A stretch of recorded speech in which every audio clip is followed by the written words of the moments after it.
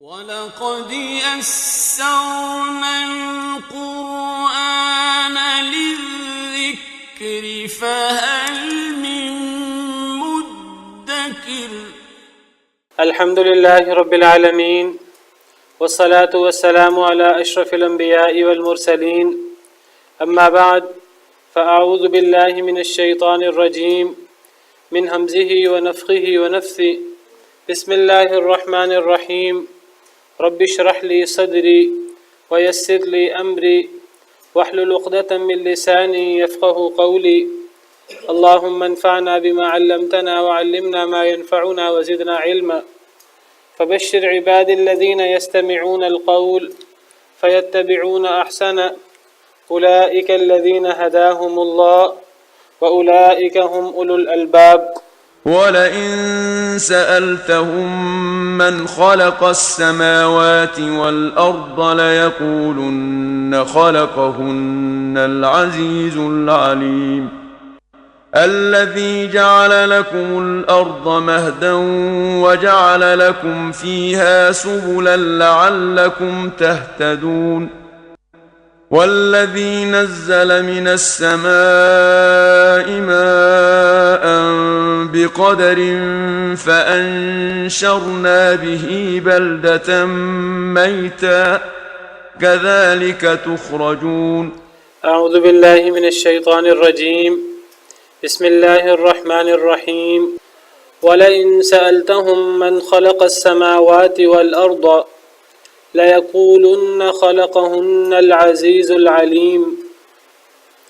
اور البتہ اگر آپ سوال کریں ان سے، اے اللہ کے نبی صلی اللہ علیہ وسلم، اگر آپ ان سے سوال کریں یعنی مشرکین مکہ سے، من خلق السماوات والارض، کس نے پیدا کیا ہے آسمانوں کو اور زمین کو، لیقولن، البتہ وہ ضرور کہیں گے، خلقہن، پیدا کیا ہے انہیں یعنی آسمانوں کو اور زمین کو، العزیز العلیم، اس ذات نے جو بہت ہی غالب ہے، بہت ہی جاننے والا ہے۔ اے نبی صلی اللہ علیہ وسلم، اگر آپ مشرکین مکہ سے سوال کریں کہ زمین و آسمان کا خالق کون ہے، قرآن کریم میں جہاں بھی آسمان و زمین کا ذکر آتا ہے، عام طور پر آسمان جمع آتے ہیں اور زمین واحد ہے، جس سے محسوس ہوتا ہے کہ جیسے آسمان زیادہ ہیں اور زمین ایک ہے۔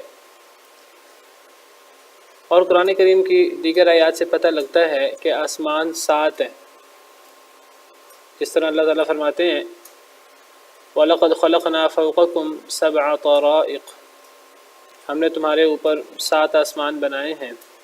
آسمان جمع آتے ہیں اور زمین واحد آتی ہے عام طور پر، جس سے محسوس ہوتا ہے جیسے زمین ایک ہے جس میں لوگ رہتے ہیں، جس میں اللہ نے مخلوق بسائی ہے، اور آسمان جسے اللہ نے چھت بنایا ہے، ایک تو آسمان دنیا ہے، اس دنیا کا آسمان، پھر اس کے اوپر دوسرا، تیسرا، اس طرح کر کے 7 آسمان ہیں۔ لیکن قرآن کریم کی ہی ایک آیت کریمہ سے پتہ لگتا ہے اور بعض احادیث مبارکہ سے بھی کہ زمینیں بھی 7 ہیں۔ سورہ طلاق کی آخری آیت ہے جس میں اللہ تعالیٰ فرماتے ہیں اللہ الذی خلق 7 سماوات ومن الارض مثلہن، اللہ وہ ذات ہیں جنہوں نے 7 آسمان پیدا فرمائے اور زمینیں بھی انہی کی مثل یعنی 7۔ اس آیت کریمہ سے اور بعض احادیث میں بھی ذکر ہے کہ 7 آسمان اور 7 زمینوں کا۔ اب اس آیت کریمہ سے اور ان احادیث مبارکہ سے پتہ لگتا ہے کہ جیسے آسمان بھی 7 ہیں، زمینیں بھی 7 ہیں، لیکن قرآن کریم میں اکثر آسمان جمع کے ساتھ آتے ہیں، زمین واحد کے ساتھ آتی ہے۔ اللہ بہتر جانتے ہیں اس کے پیچھے کیا حکمت ہے، اللہ عالم۔ ممکن ہے اس کی توجیہ یہ ہو کہ آسمان تو 7 ہیں الگ الگ، ایک آسمان الگ، دوسرا اس کے اوپر، تیسرا اس کے اوپر، چوتھا اس کے اوپر، 5واں، 6واں، 7واں، اوپر تلے 7 آسمان ہیں۔ ممکن ہے زمینیں جو ہیں وہ اس طرح نہ ہوں، زمین ایک ہی ہو اصل میں، لیکن اس زمین، ایک ہی زمین کے 7 حصے یا 7 بر اعظم مراد ہوں، یا ایک ہی زمین کے 7 حصے، ایک وہ زمین کا حصہ ہے جہاں ہمارے قدم ہوتے ہیں، پھر اس سے نیچے زمین کا حصہ، پھر اس سے نیچے زمین کا حصہ۔ اور یہ بھی ممکن ہے کہ زمینیں جس طرح یہ ایک زمین ہے اس طرح کر کے ایک الگ سیارہ زمین کا ہو، اللہ عالم۔ بہرحال قرآن کریم میں زیادہ تر تقریباً ہر جگہ الا ماشاء اللہ آسمان جمع آتے ہیں، زمین واحد آتی ہے۔ اللہ تعالیٰ یہاں نبی کریم صلی اللہ علیہ وسلم سے فرما رہے ہیں کہ اے نبی صلی اللہ علیہ وسلم، اگر آپ ان سے سوال کریں، ان مشرکین مکہ سے، کہ آسمان و زمین کا خالق کون ہے، تو یہ ضرور کہیں گے کہ پیدا کیا ہے انہیں اللہ نے، جو کہ بہت غالب ہے، بہت جاننے والا ہے۔ کیا مطلب ہے اس آیت کریمہ سے؟ اس آیت کریمہ سے مراد یہ ہے کہ ہمیں دیکھنا چاہیے کہ مشرکین مکہ کا شرک کیا تھا، ان کے شرک کو سمجھنے کی بڑی ضرورت ہے۔ عام طور پر لوگ کیا کرتے ہیں کہ لوگ سمجھتے ہیں کہ مشرکین مکہ جو ہیں وہ مشرک تھے، اور بس وہ مشرک تھے، غلط تھے، بہت کم لوگ ان میں سے مسلمان ہوئے، باقی لوگ مسلمان ہوئے جو مسلمان ہو گئے، باقی مشرک کے مشرک رہ گئے۔ تو لوگ ان کو مشرک سمجھ کر، غلط سمجھ کر، ان پر لعنت اور نفرین بھیج کر بس مطمئن ہو جاتے ہیں۔ لوگ زیادہ غور نہیں کرتے کہ مشرکین مکہ کا شرک کیا تھا۔ بڑی ضرورت ہے اس بات کی کہ یہ سمجھا جائے کہ پچھلی قوموں میں شرک کی کیا کیا صورتیں تھیں، اور جن کی وجہ سے اللہ رب العالمین ان قوموں پر ناراض ہوئے، اور ان قوموں پر اللہ کا غضب ہوا، اور اللہ رب العالمین نے ان قوموں کو عبرت کا نشان بنایا۔ تو ان قوموں کا شرک کیا تھا، یہ سمجھنے کی بہت ضرورت ہے۔ کیوں ضرورت ہے یہ سمجھنے کی؟ کہ اس لیے سمجھنے کی ضرورت ہے کہ کہیں ایسا نہ ہو کہ ہم اس شرک میں مبتلا ہوں۔ لیکن آج لوگوں کو یہ تسلی کرا دی گئی ہے کہ آپ جو مرضی کر لو، آپ مشرک نہیں ہو سکتے، کیونکہ امت محمدیہ میں شرک نہیں ہو سکتا۔ اور ایک حدیث مبارکہ پیش کر کے کہا جاتا ہے، اس حدیث مبارکہ کا مفہوم ہے کہ مجھے تم پر شرک کا ڈر نہیں ہے، مجھے تو تم پر فلاں فلاں چیز کا، مال کی کثرت کا، اور یہ حدیث کا مفہوم ہے، صحیح حدیث ہے۔ تو اس حدیث سے بعض لوگوں نے یہ باور کرایا لوگوں کو کہ ایک مسلمان مشرک نہیں ہو سکتا، لہذا ہمیں شرک سے ڈرنے کی کوئی ضرورت نہیں ہے۔ حالانکہ ایک مسلمان مشرک ہو سکتا ہے، بالکل ہو سکتا ہے۔ پہلی بات تو یہ ہے کہ جتنے بھی لوگ ہیں دنیا میں وہ نبی کریم صلی اللہ علیہ وسلم کی امت ہے، چاہے وہ مسلمان ہو چاہے وہ کافر ہو۔ امت کی دو قسمیں ہوتی ہیں، ایک کو امت دعوت کہتے ہیں جو مسلمان نہیں ہوئے، ایک کو امت اجابت کہتے ہیں جو مسلمان ہو گئے، جنہوں نے قبول کر لیا۔ یہ سارے کے سارے نبی کریم صلی اللہ علیہ وسلم کی امت ہیں۔ تو جو مسلمان نہیں ہوئے وہ تو مشرک ہیں ہی، وہ تو ان میں تو جو کافر ہیں وہ مشرک ہیں، یہودیوں میں بھی مشرک ہیں، حضرت عزیر کو، دیگر کو اللہ کا بیٹا اور ان میں خدائی صفات مانتے ہیں، عیسائیوں میں بھی مشرک ہیں، ہندوؤں میں بھی، دیگر غیر مسلموں میں بھی مشرک ہیں۔ اسی طرح صرف غیر مسلموں میں مشرک نہیں ہے، یہ بھی میں نے ذکر کیا، غیر مسلم بھی نبی کریم صلی اللہ علیہ وسلم کی امت ہے، اگرچہ امت دعوت ہے۔ جو مسلمان ہیں، مسلمان ہوتے ہوتے بھی ان میں شرک آ سکتا ہے۔ یہ بہت بڑا ایک مغالطہ ہے، میں سمجھتا ہوں ایک وسوسہ ہے بہت بڑا کہ امت مسلمہ میں اسلام کے بعد شرک نہیں آ سکتا۔ یہ اتنا بڑا وسوسہ ہے، اور کہ اس کی وجہ سے جو ہے اکثر لوگ مطمئن ہیں کہ ہم شرک میں مبتلا نہیں ہو سکتے، حالانکہ مسلمان شرک میں مبتلا ہو سکتا ہے۔ اللہ رب العالمین کا ارشاد ہے سورہ یوسف میں، وَمَا يُؤْمِنُ أَكْثَرُهُم بِاللَّهِ إِلَّا وَهُم مُشْرِكُونَ وَمَا يُؤْمِنُ أَكْثَرُهُم بِاللَّهِ إِلَّا وَهُم مُشْرِكُونَ، سورہ یوسف آیت نمبر 106۔ اللہ فرماتے ہیں کہ نہیں ایمان لاتے ان میں سے اکثر لوگ الا وہم مشرکون، مگر وہ مشرک ہوتے ہیں۔ اکثر ایمان لانے والے لوگوں میں شرک موجود ہوتا ہے اور انہیں پتہ بھی نہیں ہوتا۔ تو اس سے پتہ لگا کہ ایمان لانے کے بعد، کلمہ پڑھنے کے بعد ایک انسان کو مطمئن ہو کے بیٹھ نہیں جانا چاہیے۔ ایمان امید اور خوف کے درمیان ہوتا ہے۔ اگر ایک مسلمان کلمہ پڑھنے کے بعد مطمئن ہو کے بیٹھ جائے کہ بس اب تو مجھے کوئی ڈر کی ضرورت نہیں ہے، اب تو میں جنتی ہوں، کیونکہ جو بندہ موحد ہوگا، مشرک نہیں ہوگا، ایک بات طے ہے، ایک مسلمان کلمہ پڑھ لے اور پھر شرک نہ کرے تو وہ جنتی ہے، چاہے فوری جنت میں نہ بھی جائے وہ آخر کا جنتی ہے۔ یہ بات تو قرآن کریم سے احادیث مبارکہ کے مطالعے سے ہمیں پتہ لگتی ہے۔ اگر اس نے گناہ بھی کیے ہوں، بڑے گناہ بھی ہیں، چھوٹے گناہ بھی ہیں، اگر اللہ نے اسے نہ بھی معاف کیا ہو پھر بھی وہ سزا بھگت کر آخر کا جنت میں چلا جائے گا۔ جنت حرام ایسے شخص پر ہے جو مشرک ہے، انہ من یشرک باللہ فقد حرم اللہ علیہ الجنہ، جو اللہ کے ساتھ شریک بناتا ہے اللہ نے اس پہ جنت کو حرام کر دیا ہے، ومأواہ النار، اس کا ٹھکانہ جہنم ہے۔ اسی طرح اللہ فرماتے ہیں ان اللہ لا یغفر ان یشرک بہ ویغفر ما دون ذلک لمن یشاء، اللہ شرک کو کبھی معاف نہیں کریں گے، شرک کے علاوہ اللہ جسے چاہیں معاف کر دیں۔ تو سب سے زیادہ جس سے ڈرنا چاہیے تھا مسلمانوں کو، تو مسلمانوں کو اس کے بارے میں ایک شوگر کوٹڈ گولی دے دی گئی، ان کو اطمینان دلا دیا گیا کہ بھئی اسلام کے بعد تو ایمان کے بعد تو شرک آ ہی نہیں سکتا، حالانکہ قرآن کی آیت واضح ہے، اکثر ایمان لانے والے مشرک ہوتے ہیں۔ بڑی سادہ سی آیت ہے، بڑی واضح آیت ہے، کوئی بہت گہری آیت نہیں ہے۔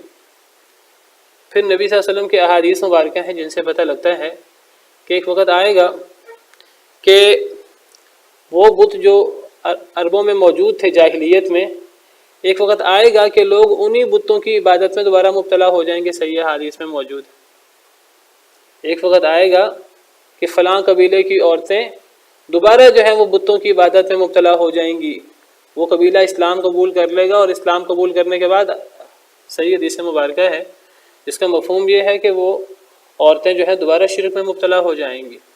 اور احادیث مبارکہ میں موجود ہے، صحیح احادیث مبارکہ میں، کہ نبی کریم صلی اللہ علیہ وسلم صحابہ کرام کو شرک سے ڈرایا کرتے تھے، یہ بھی صحیح احادیث میں موجود ہے۔ اگر شرک کا امکان نہیں ہے تو پھر شرک سے ڈرانے کا مطلب نہیں سمجھ آتی۔ نبی کریم صلی اللہ علیہ وسلم فرمایا کرتے تھے صحابہ کرام سے کہ مسند احمد کی حدیث میں نبی کریم صلی اللہ علیہ وسلم کا ارشاد ہے، حدیث صحیح ہے، حسن درجے کی ہے، تو حدیث میں ہے کہ نبی کریم صلی اللہ علیہ وسلم نے ہمیں ایک دفعہ خطبہ دیا تھا۔ حضرت ابو موسیٰ اشعری فرماتے ہیں کہ نبی کریم صلی اللہ علیہ وسلم نے ہمیں ایک دفعہ خطبہ دیا تھا اور آپ نے فرمایا تھا ایھا الناس، اے لوگو، اتقوا ھذا الشرک، اس شرک سے بچو، فإنہ اخفی من دبیب النمل، یہ شرک تو چونٹی کی چال سے بھی زیادہ مخفی ہے۔ اب مجھے بتائیے کہ یہ جو لوگ کہتے ہیں کہ شرک نہیں ہو سکتا، نبی صلی اللہ علیہ وسلم تو صحابہ کرام کو شرک سے ڈرا رہے ہیں اور کہہ رہے ہیں شرک سے بچو، شرک تو چونٹی کی چال سے بھی زیادہ مخفی ہوتا ہے، چونٹی چل رہی ہوتی ہے ہمارے قریب، ہمیں اس کی آواز نہیں آتی، تو شرک ہمارے اندر سرک آتا ہے اور ہمیں پتہ بھی نہیں لگتا۔ آپ مجھے بتائیے کہ شرک کی بھی دو قسمیں ہیں، ایک شرک اکبر ہے، ایک شرک اصغر ہے، ریاکاری۔ ریاکاری میں آج بہت سے مسلمان مبتلا نہیں ہیں، اللہ معاف کرے، بلکہ بعض احادیث میں تو ہے کہ میں تم پر سب سے زیادہ شرک اصغر سے ڈرتا ہوں، اور وہ ریاکاری ہے۔ آج کتنے لوگ جو ہیں وہ ریاکاری میں مبتلا ہیں، وہ لوگوں کو دکھانے کے لیے عمل کرتے ہیں، یہ بھی تو شرک ہے، شرک اصغر ہے۔ جس طرح شرک اصغر میں بہت سے مسلمان مبتلا ہیں، اللہ معاف کرے، بہت سے مسلمان شرک اکبر میں بھی مبتلا ہیں، اور سب سے زیادہ جو ہے یہ شیطان کا حربہ ہے، اور شیطان کو پتہ ہے اللہ کو یہ چیز سب سے زیادہ ناراض کرتی ہے۔ شیطان جو ہے وہ لوگوں کو شرک میں مبتلا کرنے کی کوشش کیوں نہیں کرے گا، بالکل کرے گا۔ تو جب یہ ساری احادیث موجود ہیں، قرآن سے بھی پتہ لگتا ہے کہ شرک ہو سکتا ہے، تو وہ اس حدیث مبارکہ کا کیا مطلب ہے کہ جس حدیث میں ہے کہ میں تم پہ شرک سے نہیں ڈرتا، وہ اصل میں ایک بات کرنے کا انداز ہے کہ ایک تو بعض مفسرین نے کہا اس سے مراد صحابہ کرام ہے کہ مجھے تم پر شرک کا ڈر نہیں ہے، یعنی صحابہ کرام پر بحیثیت مجموعی شرک کا ڈر نہیں ہے کہ صحابہ کرام وہ بحیثیت مجموعی شرک میں مبتلا ہو جائیں گے، کیونکہ ان کی تربیت نبی کریم صلی اللہ علیہ وسلم نے فرمائی ہے۔ تو بعض علماء کا کہنا ہے کہ در حقیقت وہاں شرک کی نفی کرنا مقصود ہی نہیں ہے، وہاں در حقیقت جو فرمایا نا کہ مجھے تم پر شرک کا ڈر نہیں ہے بلکہ زیادہ ڈر اس بات کا ہے، وہ اصل میں وہ نبی صلی اللہ علیہ وسلم نے جو مرض بیان کیا شرک کے بعد، اس مرض کی طرف زور دینا مقصود ہے کہ وہ مرض بھی تم میں کثرت سے آ سکتا ہے، تم میں یا میری امت میں بعد میں مال وغیرہ کا فتنہ اور جو دیگر فتنے ہیں۔ حدیث آپ کے سامنے کھول دیتا ہوں۔ اب اس وقت میرے سامنے جو ہے وہ حدیث کے الفاظ نہیں ہیں، حدیث کے الفاظ اس طرح کر کے ہیں، مجھے تم پر شرک کا ڈر نہیں ہے، مجھے تم پر فلاں چیز کا ڈر ہے، وہ کوئی اور بڑی خرابی کا ذکر کیا، بڑے گناہ کا ذکر کیا ہے۔ اصل میں یہ ایک عربی زبان کا انداز ہے. جو لوگ کہتے ہیں نا کہ اس حدیث سے ثابت ہوا کہ امت محمدیہ میں اسلام کے بعد شرک نہیں آ سکتا، وہ اس حدیث کو صحیح سمجھے ہی نہیں ہے. اس قسم کی اور بھی حدیثیں ہیں، ذرا یہ غور کریں. دیکھیں یہ صحیح بخاری کی ایک حدیث ہے. نبی صلی اللہ علیہ وسلم فرماتے ہیں کہ یہ بھی صحیح بخاری کی حدیث ہے کہ فواللہ للفقر اخشى علیکم، میں تم پہ فقر سے نہیں ڈرتا، بلکہ مجھے تو تم پر ڈر ہے کہ تم پہ مال زیادہ ہو جائے گا، میں تو تم پر غنا سے ڈرتا ہوں. اب یہ بھی ایک حدیث ہے کہ میں تم پر فقر سے نہیں ڈرتا. مجھے بتائیے کہ کیا امت محمدیہ میں فقر نہیں آ سکتا؟ کیا فقر نہیں آیا کبھی مسلمانوں میں؟ فقر آیا ہے، بالکل آیا ہے. تو یہ مطلب نہیں ہوتا کہ میں تم پر فلاں چیز سے نہیں ڈرتا، فلاں چیز سے ڈرتا ہوں. وہ جو پہلی چیز جس کی نفی ہو رہی ہوتی ہے، در حقیقت اس کی نفی کرنا مقصود نہیں ہوتا. در حقیقت جو اگلی چیز بیان ہو رہی ہوتی ہے اس پر سٹریس کرنا مقصود ہوتا ہے. تو ایک حدیث وہ ہے، مجھے اس کے الفاظ جو ہیں وہ میرے سامنے نہیں ہے. اس حدیث میں ہے کہ مجھے تم پر شرک کا ڈر نہیں ہے، مجھے تم پر فلاں چیز کا ڈر ہے. تو وہاں فلاں اگلا جو آپ نے خرابی بیان کی ہے تو اس خرابی پر سٹریس کرنا، زور دینا مقصود ہے. اس کا یہ مطلب نہیں ہے کہ امت محمدیہ میں شرک نہیں ہو سکتا. واللہ عالم اس وقت وہ الفاظ سامنے نہیں ہیں، الفاظ سامنے ہوتے تو بات مزید واضح ہو جاتی. بہرحال تو دیگر آیات دیکھیے، قرآن کریم سے احادیث مبارکہ سے کوئی بھی مفہوم لینا ہو، کوئی بھی اصول لینا ہو، اس کا طریقہ کار یہ نہیں ہے کہ ایک آیت یا ایک حدیث لے لیں. سامنے طریقہ کار یہ ہوتا ہے کہ اس موضوع سے متعلقہ ساری آیتیں، ساری احادیث اکٹھی کر لی جائیں، صحیح احادیث، تو بات واضح ہو جاتی ہے. اب قرآن کریم کی آیت ہے وما یؤمن اکثرهم باللہ الا وهم مشرکون، کہ اکثر ایمان والے مشرک ہوتے ہیں. شرک، پھر یہ کہ نبی صلی اللہ علیہ وسلم نے فرمایا کہ شرک سے ڈرو، اور شرک چونٹی کی چال سے بھی زیادہ نزدیک ہے. اور نبی صلی اللہ علیہ وسلم نے صحابہ کرام کو شرک سے بچنے کی دعائیں بھی سکھائیں کہ فلاں فلاں دعا پڑھو، اللہم انی اعوذ بک ان اشرک بک وانا اعلم واستغفرک لما لا اعلم. یہ دعا سکھائی شرک سے بچنے کی. اور پھر اب میں نے بتایا کہ احادیث مبارکہ میں آتا ہے کہ قرب قیامت فلاں فلاں جن بتوں کو پوجا جاتا ہے، دوبارہ ان بتوں کو مسلمانوں کی عورتیں پوجیں گی. باقاعدہ حدیث میں پیش گوئی موجود ہے. تو در حقیقت لوگوں کو یہ کہا گیا کہ شرک نہیں آ سکتا، تو لوگ جو ہے وہ شرک کے بارے میں لوگ غافل ہو گئے اور امت محمدیہ میں بہت زیادہ شرک پھیل گیا. تو اب اس کا حل کیا ہے؟ اس کا اصل حل یہ ہے کہ جو کتاب و سنت میں شرک کی مذمت ہے، ایک تو اس کو پڑھا جائے، اور سب سے زیادہ ضرورت اس بات کی ہے کہ یہ دیکھا جائے کہ مشرکین مکہ کا شرک کیا تھا، مشرکین مکہ کس قسم کے شرک میں مبتلا تھے. میں یہ بات دعوے سے کہہ سکتا ہوں، اللہ معاف کرے، کہ ہر وہ شرک جو پچھلی قوموں میں موجود رہا ہے، مشرکین مکہ میں موجود رہا ہے، کسی نہ کسی صورت میں آج امت محمدیہ میں مسلمانوں میں بھی موجود ہے. مشرکین مکہ جو ہے وہ بتوں کو پوجتے تھے، وہ بت نیک لوگوں کے ہوتے تھے، ان کو نظر و نیاز دیتے تھے. آج بھی نیک لوگوں کی قبروں میں جا کر نیک لوگوں کے لیے نظر و نیاز دی جاتی ہے. وہ نیک لوگوں کو سفارشی سمجھتے تھے. قرآن میں ذکر ہے مشرکین کے اس شرک کا کہ وہ نیک لوگوں کو سفارشی سمجھتے تھے، ان کے بت بنا کر ان کو پوجتے تھے، اور وہ سمجھتے تھے کہ یہ اللہ کے ہاں ہماری سفارش کریں گے. آج بھی بزرگوں کو سفارشی سمجھا جاتا ہے. سفارش کا ایک صحیح تصور ہے، ایک سفارش کا غلط تصور ہے شرکیہ. سفارش کا غلط تصور مشرکین مکہ میں موجود تھا، اور وہ یہ تصور موجود تھا، کئی دفعہ سفارش کے بارے میں بات ہو چکی ہے، وہ یہ تصور موجود تھا کہ اللہ ناراض ہے تو ناراض ہوتے رہیں. کچھ ایسے پیر فقیر ہیں، کچھ ایسے نیک لوگ ہیں، اگر ان کو نظر و نیاز دے کر راضی کر لیا جائے تو اللہ کی ناراضگی بھی ہمیں نقصان نہیں دے سکتی. وہ اللہ کے ہاں ہماری سفارش کریں گے اور اللہ کو ان کی بات ماننی پڑے گی. یہ شرکیہ تصور ہے سفارش کا، یہ مشرکین مکہ میں موجود تھا، اور اللہ معاف کرے یہ تصور شرک کا آج بھی موجود ہے. آج لوگ سمجھتے ہیں کہ پیر عبدالقادر جیلانی کے جتنے مرید ہیں سارے کے سارے جنتی ہیں. ایک بندہ جتنا مرضی ڈاکہ مار لے، زنا کر لے، اللہ معاف کرے، شراب پی لے، سود کھا لے، ہر غلط کام کر لے، اور بعد میں جو ہے وہ پیر عبدالقادر کی 11ویں دے دے یا وہ نظر و نیاز دے دے، تو بس ان کا ہر مرید جو ہے وہ بخشا بخشایا ہے، قیامت کے دن وہ سفارش کریں گے اور سب پار ہو جائیں گے. تو عیسائیوں کی طرح آج مسلمان بھی یہ سمجھتے ہیں کہ اگر ہم نے نظر و نیاز دے دی اور اپنے پیر و فقیروں کو خوش کر لیا تو اللہ کے ہاں ہماری پکڑ نہیں ہوگی۔ اسی طرح مشرکین مکہ جو ہیں وہ یہ بت جو تھے نیک لوگوں کے جو بنائے ہوئے تھے، انہوں نے وہ سمجھتے تھے کہ یہ ہمیں اللہ کے قریب کرتے ہیں، اللہ ہماری نہیں سنتا تو یہ ہمیں اللہ کے قریب کرتے ہیں، حالانکہ اللہ تو ہر ایک کی سنتے ہیں اور اللہ ہر ایک کے زیادہ قریب ہے، شارق سے بھی زیادہ نزدیک ہے۔ یہی بات آج بھی بہت لوگ سمجھتے ہیں۔ لوگ سمجھتے ہیں کہ اللہ ہماری دعا نہیں سنتے، اللہ گھر بیٹھے ہماری دعا نہیں سنتے، اگر ہم پیروں فقیروں کی قبروں میں جائیں گے تو یہ پیر فقیر ہمیں اللہ کے قریب کر دیں گے۔ یہی تصور آج بھی موجود ہے۔ تو جو شرک کی صورتیں ان پرانے دوروں میں موجود تھیں، حضرت نوح علیہ السلام کی قوم میں شرک شروع ہوا، نیک لوگوں کی تصویریں بنا کر، اور پھر ان کے ساتھ شرک شروع ہوا۔ حضرت ابن عباس کی حدیث ہے صحیح بخاری کی، تو شرک کی وہ صورتیں ہمارے ہاں بھی آج موجود ہیں۔ تو بہت ضرورت ہے اس بات کی کہ سمجھا جائے کہ مشرکین مکہ کا شرک کیا تھا، اور جو پرانی قومیں ہیں ان کا شرک کیا تھا، جس پر اللہ ان قوموں پر شدید ناراض ہوئے اور اللہ نے ان قوموں کو تباہ و برباد کیا۔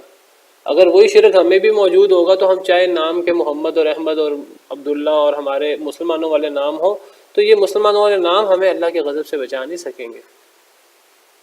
اللہ کو شرک جو ہے وہ ہرگز معاف نہیں ہے، اللہ شرک کبھی معاف نہیں کرتے۔ تو اللہ تعالیٰ فرماتے ہیں کہ مشرکین مکہ کا شرک کیا تھا۔ بعض لوگ سمجھتے ہیں کہ مشرکین مکہ شاید ان کا شرک یہ تھا کہ وہ اللہ کو نہیں مانتے تھے، وہ اللہ کے علاوہ غیر اللہ کو اللہ مانتے تھے۔ ایسی کوئی بات نہیں ہے۔ یہ نہ سمجھیے کہ مشرکین کا شرک یہ تھا وہ اللہ کو نہیں مانتے تھے، وہ اللہ کی بجائے وہ لات منات کو اللہ مانتے تھے، وہ لات منات کو اللہ کی جگہ رکھتے تھے۔ ایسی بات نہیں ہے۔ مشرکین بھی اللہ کو اللہ مانتے تھے، وہ اللہ کو زمین و آسمان کا خالق مانتے تھے۔ ان کا شرک کیا تھا پھر؟ وہ شرک سمجھنے کی ضرورت ہے۔ آج کسی کو کہا جائے، شرک سے بچنے کی بات کی جائے، وہ فوراً یہ باتیں کرنا شروع کر دیتا ہے کہ بھئی ہم تو اللہ کو مانتے ہیں، ہم تو اللہ کے سامنے جھکتے ہیں۔ تو کیا خیال ہے، مشرکین مکہ اللہ کو نہیں مانتے تھے، وہ بھی اللہ کو مانتے تھے، وہ بھی اللہ کے سامنے جھکتے تھے، وہ بھی اللہ کی عبادت کرتے تھے، وہ بھی اللہ کے لیے نظر و نیاز نکالتے تھے، اللہ سے دعائیں بھی کرتے تھے، اس کے باوجود وہ مشرک تھے۔ تو کیا اللہ کو رب ماننے کے باوجود بھی شرک ہو سکتا ہے؟ کیا اللہ کی عبادت کے بعد بھی شرک ہو سکتا ہے؟ یہ بالکل ہو سکتا ہے۔ شرک یہ نہیں ہے کہ اللہ کو چھوڑ کر کسی دوسرے کو رب بنا لینا، یہ بھی شرک ہے، لیکن یہ بھی شرک ہے کہ اللہ کو رب مانتے مانتے، اللہ کی عبادت کرتے کرتے اوروں کی بھی عبادت کرنا، یہ بھی شرک ہوتا ہے۔ چاہے اوروں کو چھوٹا معبود سمجھ لیا جائے، یہ بھی شرک ہوتا ہے۔ اللہ کو رب مانتے مانتے، اللہ کے لیے نظر و نیاز دیتے دیتے کسی دوسرے کی بھی نظر و نیاز دے دینا، یہ بھی شرک ہے۔ اللہ سے دعا کرتے کرتے کسی اور سے دعا کر لینا، یہ بھی شرک ہوتا ہے۔ یہ لوگوں کو آج بتانے کی بہت زیادہ ضرورت ہے۔ اصل توحید کیا ہے؟ اصل توحید صرف یہ نہیں ہے کہ میں اللہ کو مانتا ہوں، میں اللہ کی عبادت کرتا ہوں، اللہ کے سامنے رکوع سجدہ کرتا ہوں، اللہ سے دعا کرتا ہوں، یہ توحید نہیں ہے۔ صرف توحید یہ ہے کہ ایک بندہ کہے میں اللہ کو معبود مانتا ہوں، صرف اللہ کی عبادت کرتا ہوں، صرف اللہ کے سامنے جھکتا ہوں، اور اللہ کے علاوہ باقی جن لوگوں کی عبادت کسی بھی صورت میں کی جاتی ہے میں ان سے برات کا اظہار کرتا ہوں۔ یہ ہے توحید، باقیوں کی نفی کی جائے۔ دیکھیں حضرت ابراہیم علیہ السلام باقاعدہ سمبل ہیں توحید کا، ان کا لقب ہی ابراہیم حنیفہ۔ تو قرآن کریم بھرا پڑا ہے حضرت ابراہیم کے قصوں سے۔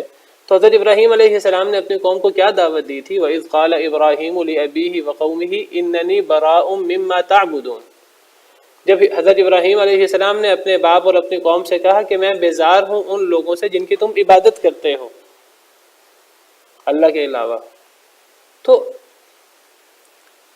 اللہ کی عبادت کرنے کے ساتھ ساتھ جن کی اللہ کے علاوہ عبادت کی جاتی ہے اللہ کے ساتھ، ان سے برات کا اظہار کرنا، یہ ہے اصل توحید۔ اگر اللہ کی بھی عبادت کی جائے ساتھ ساتھ اور پیروں فقیروں کو بھی اور بزرگوں کو بھی مان لیا جائے، اللہ سے بھی دعائیں مانگی جائیں، ان سے بھی دعائیں مانگی جائیں، یہ تو توحید نہیں ہے، یہ تو شرک ہے سراسر۔ چاہے کوئی اللہ کو رب مانتا رہے۔ تو ذرا اس آیت کریمہ میں غور کیجئے کہ مشرکین مکہ اللہ کو یہ نہیں تھا کہ اللہ کو مانتے نہیں تھے۔ اے نبی صلی اللہ علیہ وسلم، اگر آپ ان سے سوال کریں مشرکین مکہ سے، من خلق السماوات والارض، آسمان و زمین کا خالق کون ہے، تو یاد رکھیے یہ نہیں کہتے مشرکین کہ زمین و آسمان کا خالق لات ہے، منات ہے، عزا ہے، نہیں، ان کا یہ عقیدہ نہیں ہے مشرکین کا۔ ان سے اگر آپ سوال کریں زمین و آسمان کو کس نے پیدا کیا ہے، البتہ وہ ضرور کہیں گے انہیں العزیز العلیم نے پیدا کیا، اللہ نے۔ مشرکین بھی یہ بات کہیں گے بے ایک زبان۔ ان کو بھی پتہ ہے کہ لات، منات، عزا اور یہ جو ہم نے نیک لوگوں کے بت بنائے ہوئے ہیں، ان بتوں میں انہوں نے حضرت ابراہیم، حضرت اسماعیل کے بت بھی بنائے ہوئے تھے، یہ جو ہم نے نیک لوگوں کے بت بنائے ہوئے ہیں، ان کو پتہ تھا یہ زمین و آسمان کے خالق یہ نہیں ہے، زندگی موت ان کے ہاتھ میں نہیں ہے، ان کو پتہ تھا کہ یہ کام اللہ کرتے ہیں۔ لیکن اللہ کے ساتھ ساتھ، اللہ کی عبادت کے ساتھ ساتھ وہ اوروں کو بھی عبادت میں شریک کرتے تھے، اوروں کو بھی نظر و نیاز میں شریک کرتے تھے، اوروں سے بھی دعائیں مانگتے تھے، اوروں سے بھی امیدیں لگاتے تھے اللہ کے علاوہ۔ یہ ان کا شرک تھا۔ بلکہ ان کو سب سے بڑا اعتراض ہی نبی صلی اللہ علیہ وسلم پر یہ تھا، اجعل الآلہۃ الہا واحدا ان ھذا لشیء عجاب، کہ انہوں نے معبودوں کو ایک ہی معبود بنا لیا ہے، یہ بڑی عجیب بات۔ ہم صرف ایک اللہ کو نظر و نیاز دیں، باقی کسی کو نظر و نیاز نہ دیں، ان کو اس پہ اعتراض تھا۔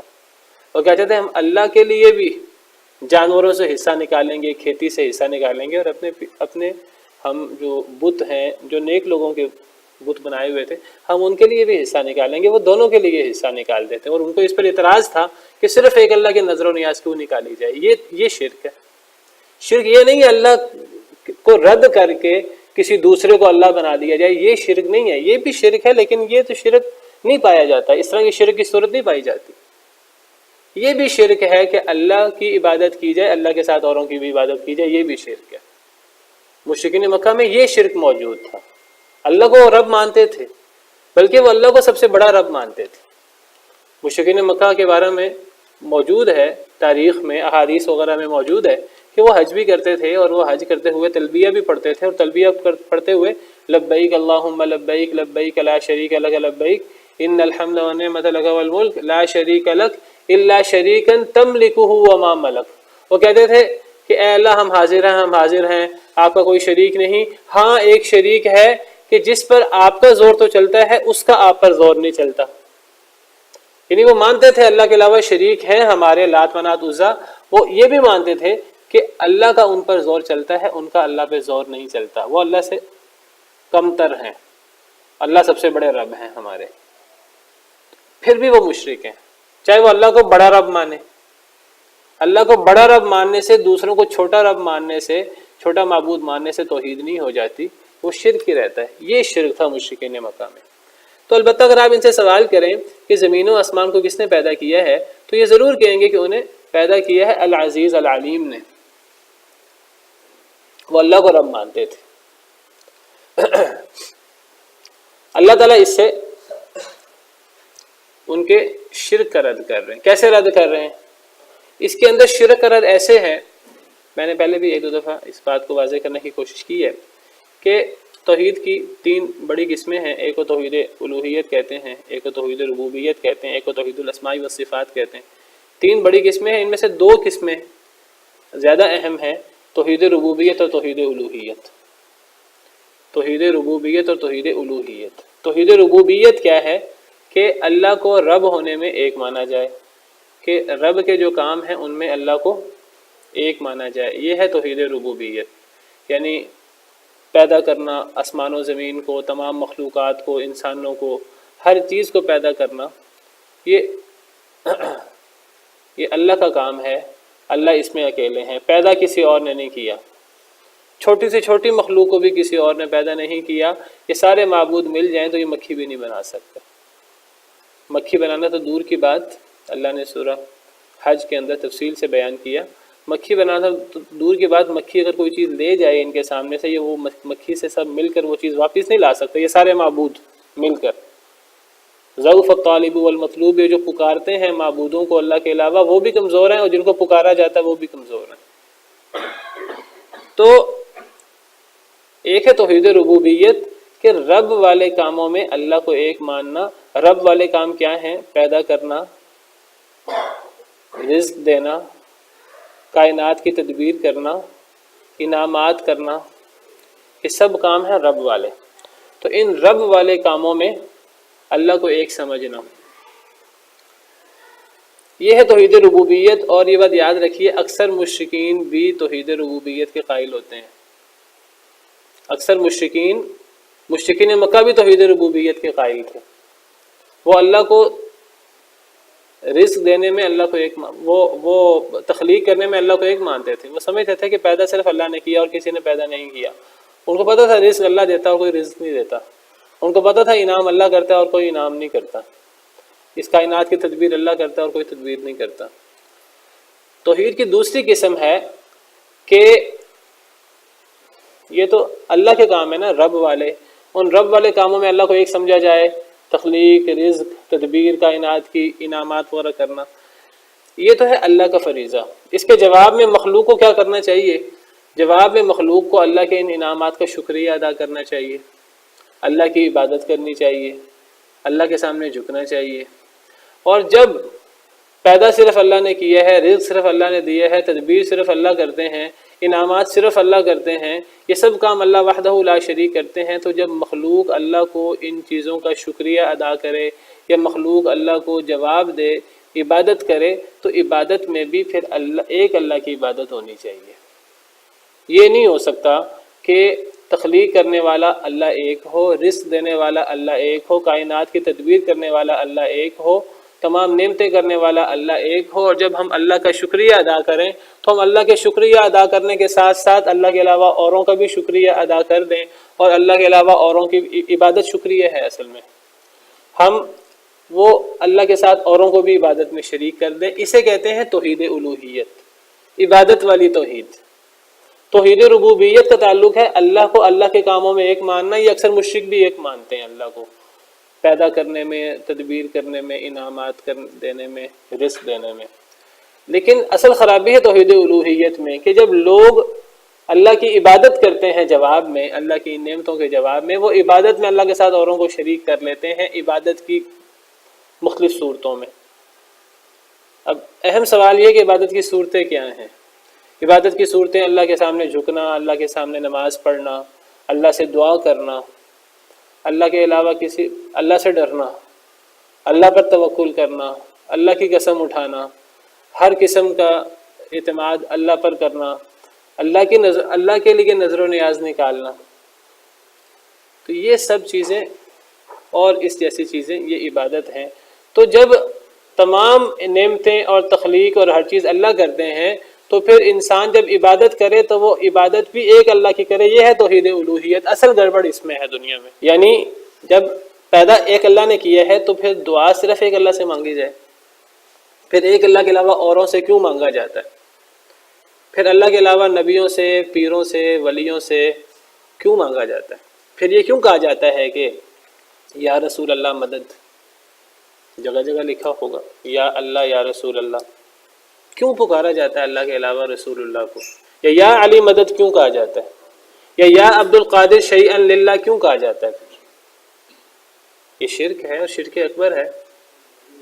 اللہ کے علاوہ کسی سے مدد مانگنا، اللہ کے علاوہ کسی کی نظر و نیاز، یہ بھی شرک ہے، شرک اکبر ہے.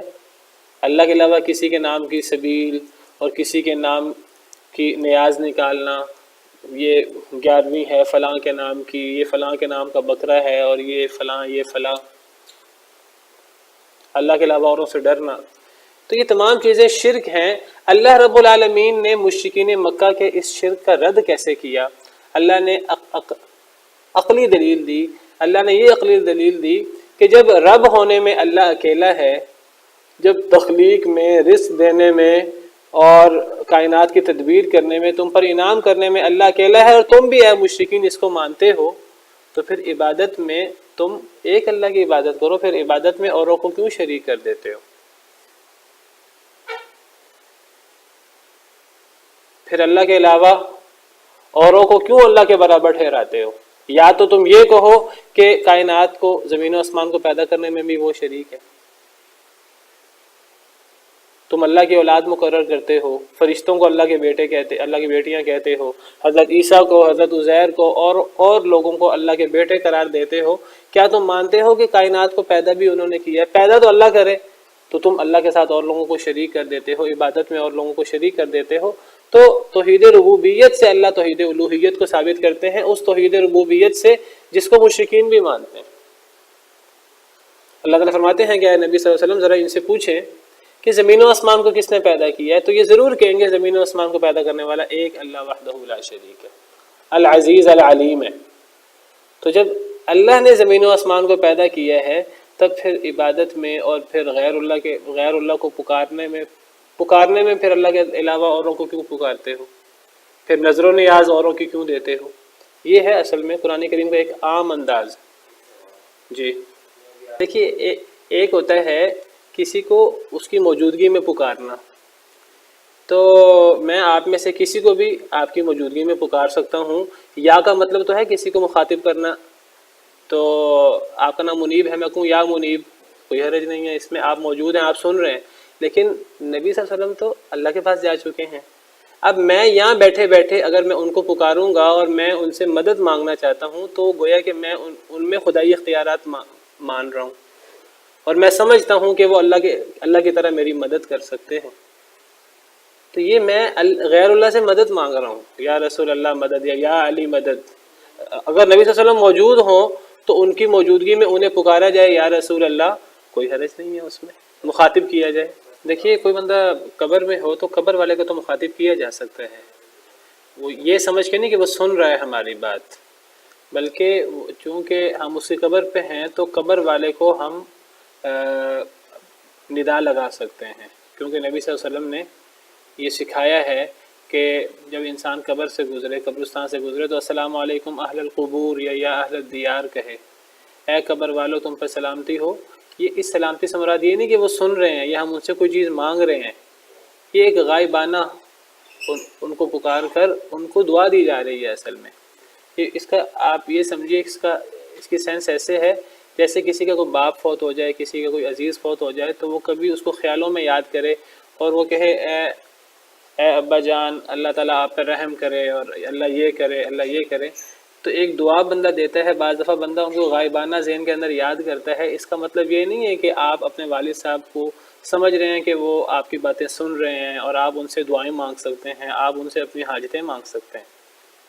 تو جو لوگ قبر میں ہیں ان کے لیے تو ہمیں دعا کرنے کا حکم ہے، وہ ہماری دعا کے محتاج ہیں، چاہے وہ نیک ہیں چاہے وہ برے ہیں، تو ہمیں تو حکم ہے ہم قبر والوں کے لیے دعا کریں۔ تو یہ ہم کوئی قبر والوں سے دعا نہیں کرتے یا ہم یہ نہیں سمجھتے وہ ہماری بات سن رہے ہیں، ہمیں اس طریقہ سکھایا گیا ہے ہم قبر والوں کے لیے دعا کریں، السلام علیکم، ان کو سلام کریں، السلام علیکم اہل الدیار من المؤمنین والمسلمین انا ان شاء اللہ بکم لاحقون نسأل اللہ لنا ولکم العافیہ، ہم بھی تم سے ملنے والے ہیں، ہم نے بھی مرنا ہے، ہم اللہ سے اپنے بارے میں بھی تمہارے بارے میں بھی عافیت مانگتے ہیں۔ یہ تو دعا ہے، ان سے نہیں، اللہ سے دعا ہے، ان کو غائبانہ خطاب ہے، تو یہ جو ہے وہ ان کو پکارا نہیں جا رہا، ان سے دعا نہیں کی جا رہی۔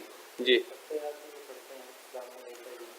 وہ اس لیے کہ وہ نبی صلی اللہ علیہ وسلم کی زندگی میں صحابہ کے نام اس طرح پڑھتے تھے، اس کو اسی طرح پڑھ دیا جاتا ہے۔ وہ تو قرآن کریم میں بھی یا ایھا النبی یا ایھا المزمل یا ایھا الرسول پڑھا جاتا ہے، یہ حکایت کے طور پر ایک عبارت آپ کی زندگی میں موجود ہو، اس کو پڑھا جاتا رہے تو کوئی حرج کی بات نہیں ہے۔ تو اصل میں آپ کو بتاؤں، نبی صلی اللہ علیہ وسلم کو پکارنے میں بھی کوئی حرج نہیں ہے، اصل حرج ہے اس کے پیچھے عقیدہ یہ ہو کہ نبی صلی اللہ علیہ وسلم سن رہے ہیں اور ہماری دعا قبول کر سکتے ہیں۔ جس عقیدے سے پکارا جاتا ہے یا رسول اللہ مدد اور یا علی مدد، یہ شرک ہے، ان سے مدد مانگی جا رہی ہے۔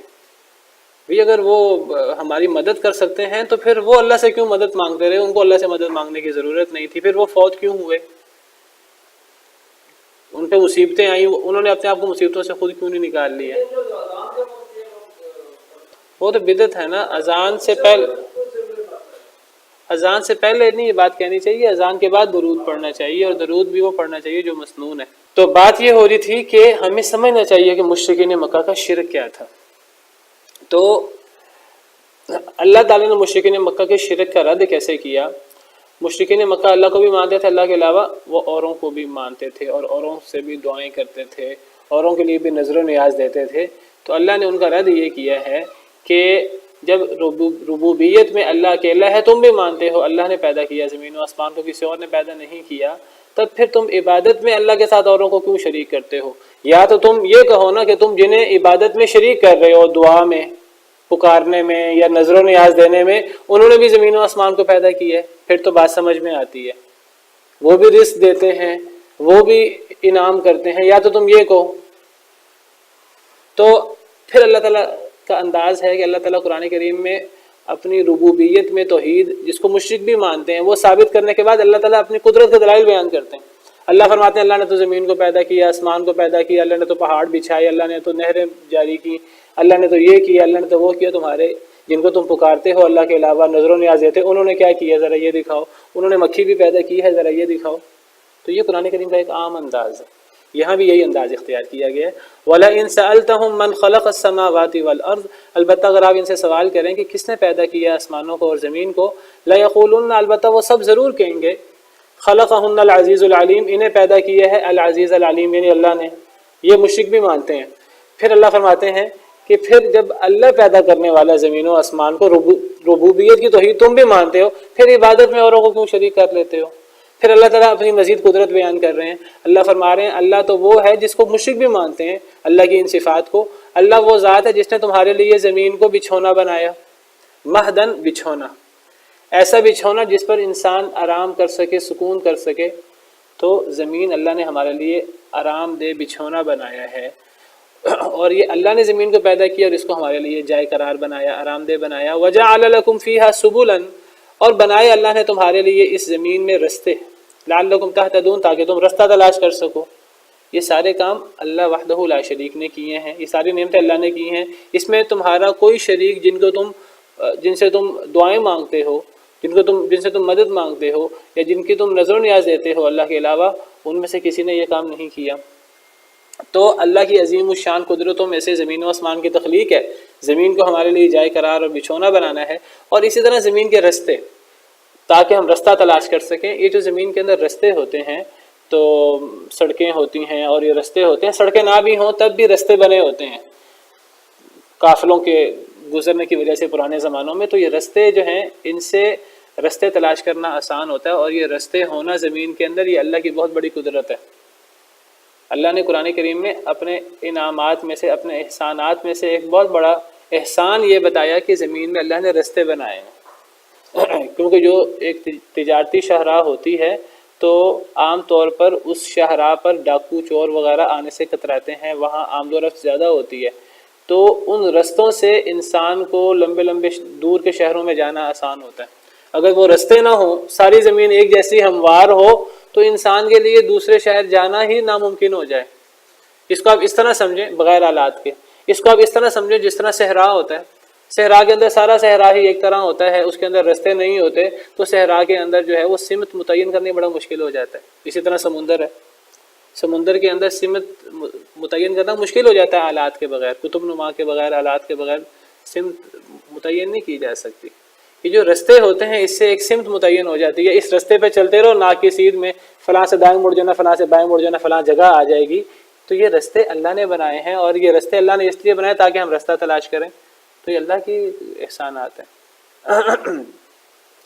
پھر اللہ فرماتے ہیں کہ اور اللہ کی کیا قدرت ہے، جو اللہ وحدہ لا شریک کی قدرت ہے، اس میں اور کوئی شریک نہیں ہے۔ جن سے دعائیں کی جاتی ہیں، جن کو نظر و نیاز دی جاتی ہے، وہ شریک نہیں ہے۔ اللہ کی کیا قدرت ہے؟ والذی نزل من السماء ماء بقدر، اللہ وہ ذات ہے جس نے نازل کیا آسمان سے پانی ایک اندازے کے ساتھ، ایک اندازے کے ساتھ، نہ تو اتنا زیادہ پانی اتارا کہ طوفان آ جائے، اور نہ اتنا کم پانی نازل کیا کہ لوگ بھوکے پیاسے مر جائیں۔ اللہ نے ایک اندازے کے ساتھ پانی اتارا، اور یہ اتارنے والا اللہ وحدہ لا شریک ہے۔ اور اللہ نے قرآن کریم کی دیگر آیات میں فرمایا کہ اے نبی صلی اللہ علیہ وسلم آپ ذرا ان سے سوال کریں، مشرکین مکہ سے، آسمان سے پانی اتارنے والا کون ہے؟ تو مشرک سب جواب دیں گے اللہ وحدہ لا شریک۔ قرآن کی ایک آیت کا مفہوم ہے وَلَئِن سَأَلْتَهُم مَّن نَّزَّلَ مِنَ السَّمَاءِ مَاءً فَأَحْيَا بِهِ الْأَرْضَ بَعْدَ مَوْتِهَا لَيَقُولُنَّ اللَّهُ، اگر آپ ان سے پوچھیں آسمان سے پانی اتارنے والا کون ہے تو یہ ضرور جواب دیں گے اللہ۔ مشرکین مانتے تھے اللہ پانی اتارتا اور کوئی نہیں اتارتا۔ اللہ فرماتے ہیں پھر تم اللہ کے علاوہ اوروں کو پکارتے کیوں ہو جو نہ پیدا کر سکے نہ پانی اتار سکے؟ ساری نعمتیں تو اللہ اکیلے وحدہ لا شریک کی، اور جب تم عبادت کرتے ہو، جواب دیتے ہو اللہ کو، ان نعمتوں کے ساتھ اوروں کو شریک کر دیتے ہو۔ اللہ کی مخلوق کو اللہ کے ساتھ شریک کر دیا جاتا ہے، اور اللہ کے لیے یہ چیز قابل برداشت نہیں ہے۔ اللہ فرماتے ہیں اللہ وہ ذات ہے جنہوں نے آسمان سے بلندی سے پانی اتارا ایک اندازے کے ساتھ، فانشرنا پس ہم نے زندہ کر دیا بھی اس کے ذریعے، اس پانی کے ذریعے، بلدۃ میتا مردہ شہر کو۔ اب اس پانی کو اللہ اتارتے ہیں اور اس پانی کے جتنے فوائد ہیں وہ اللہ کے حکم سے ہوتے ہیں۔ اللہ جو ہے وہ اس پانی سے مردہ زمین کو زندہ کرتے ہیں، اس کے اندر سے سبزی اور اس کے اندر سے پھل اور یہ سب چیزیں نکلتی ہیں، اور مردہ شہر، مردہ زمین جو ہے وہ لہلہا اٹھتی ہے۔ تو اللہ فرماتے ہیں جس طرح اللہ اس پانی کے ذریعے مردہ شہر کو اللہ وحدہ لا شریک زندہ کرتے ہیں، اس مردہ زمین کو زندہ کرتے ہیں، کذالک تخرجون، اسی طرح تم بھی نکالے جاؤ گے۔ اب یہاں سے مشرکین کا اس بد عقیدے کا رد بھی ہو گیا جو وہ کہتے تھے کہ مرنے کے بعد ہم زندہ نہیں ہوں گے۔ اللہ نے فرمایا جو اللہ تعالیٰ پانی برسا کر مردہ شہر کو زندہ کر سکتا ہے، وہ اللہ مردہ انسان کو دوبارہ زندہ کیوں نہیں کر سکتا؟ اور یہ جو لوگ پیدا ہوں گے مرنے کے بعد، اللہ جب میدان محشر لگائیں گے تو جب اللہ تعالیٰ دوبارہ سب کو زندہ کریں گے تو اس زندہ کرنے کی مثال قریب قریب وہی ہوگی جو بارش کے ذریعے اللہ مردہ شہر کو زندہ کرتے ہیں، وہ اس کے قریب قریب ہوگا۔ تو جو اللہ مردہ شہر کو زندہ کرنے پر قادر ہے، وہ اللہ مردہ انسانوں کو دوبارہ زندہ کرنے پر قادر کیوں نہیں ہے؟ صحیح بخاری کی حدیث ہے، نبی صلی اللہ علیہ وسلم کا ارشاد ہے، جی حضرت ابو ہریرہ کی حدیث ہے کہ نبی صلی اللہ علیہ وسلم نے فرمایا ما بین النفحتین 40، دو نفخوں کے درمیان 40 کا وقفہ ہے، 40 دن یا 40 مہینے یا 40 سال، دو نفخے، دو نفخوں سے مراد ایک نفخہ ہے جب سور پھونکا جائے گا سب مر جائیں گے، جب قیامت واقع ہو جائے گی، اور دوسرا نفخہ ہے جب سور پھونکا جائے گا تو سب زندہ ہو جائیں گے، اس کو کہتے ہیں دوسرا نفخہ۔ تو یہ دونوں دفعہ حضرت اسرافیل علیہ السلام سور میں پھونکیں گے، تو یہ جو دو دفعہ پھونکنا ہے ان میں 40 کا وقفہ ہے، 40 دن ہے یا 40 مہینے یا 40 رات، صحیح بات کا اللہ کو پتہ ہے۔ پھر نبی صلی اللہ علیہ وسلم نے فرمایا ثم ينزل اللہ من السماء ماء، پھر اللہ تعالیٰ آسمان سے پانی اتاریں گے، فَيَنْبُتُونَ كَمَا يَنْبُتُ الْبَقْلُ، تو لوگ اس طرح اگیں گے جس طرح ترکاری، جس طرح سبزی اگتی ہے، لوگ اس طرح اگیں گے بارش سے۔ لَيْسَ مِنَ الْإِنسَانِ شَيْءٌ إِلَّا يَبْلَى، انسان میں سے کوئی شے باقی نہیں بچتی، ہر شے بوسیدہ ہو جاتی ہے، مٹی میں مل جاتی ہے جب انسان مرتا ہے، جب دفن ہوتا ہے۔ إِلَّا عَظْمًا وَاحِدًا، سوائے ایک ہڈی کے، وَهُوَ عَجْبُ الذَّنَب، اور اسے عجب الذنب کہتے ہیں۔ وَمِنْهُ يُرَكَّبُ الْخَلْقُ يَوْمَ الْقِيَامَةِ، اسی عجب الذنب سے قیامت کے دن لوگ دوبارہ پیدا کیے جائیں گے۔ آپ سمجھے جب قیامت کے دن بارش ہوگی تو یہ عجب الذنب جو ہے یہ بیج کا کام دے گی، اور اس سے انسان اگیں گے، صحیح بخاری کی یہ حدیث ہے۔